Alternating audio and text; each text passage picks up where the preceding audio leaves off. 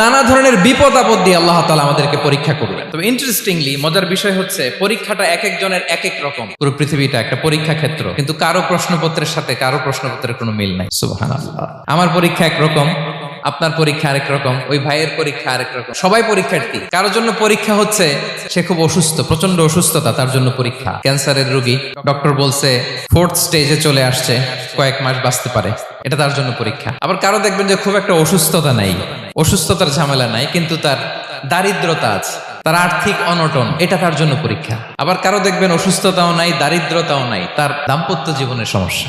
অনেকের দেখবেন এগুলো কোনোটাই সমস্যা না, তার ছেলে কথা শোনে না, মাদকাসক্ত, রিহ্যাবে পাঠায়, আবার আসে, আবার গাঁজা খাওয়া শুরু করে, আছে না নাই বলেন? দেখেন তার পরীক্ষাটা আবার আলাদা। তাহলে পরীক্ষা ছাড়া, বিপদ আপদ ছাড়া দুনিয়াতে কেউ নাই। পরীক্ষা দিয়ে দিয়ে নিজেকে প্রমাণ করতে হবে। আর এক একজনের পরীক্ষাটা এক এক রকম, কারো পরীক্ষার সাথে কারো পরীক্ষার কোনো মিল থাকবে না। তো মাঝে মাঝে আমরা এটা ভুলে যাই। আল্লাহ তাআলা কালামে পাকে রিমাইন্ডার দিয়ে আমাদেরকে স্মরণ করিয়ে দিতে চান যে এই পৃথিবীতে আসলে তোমরা এসেছো পরীক্ষা দিতে। এটাই জীবনের বড় বাস্তবতা। এটা যদি ভুলে না যান, এটা যদি আপনার মাইন্ডসেটে থাকে যে পুরো জীবনটা একটা পরীক্ষা, তাহলে দেখবেন কোনো কিছু আপনাকে কাবু করতে পারবে না। আপনি হতাশ হবেন না, জীবন নিয়ে আর অভিযোগ থাকবেন, আপনি ভেঙে পড়বেন না, সব অভিযোগ হতাশা দূর হয়ে যাবে।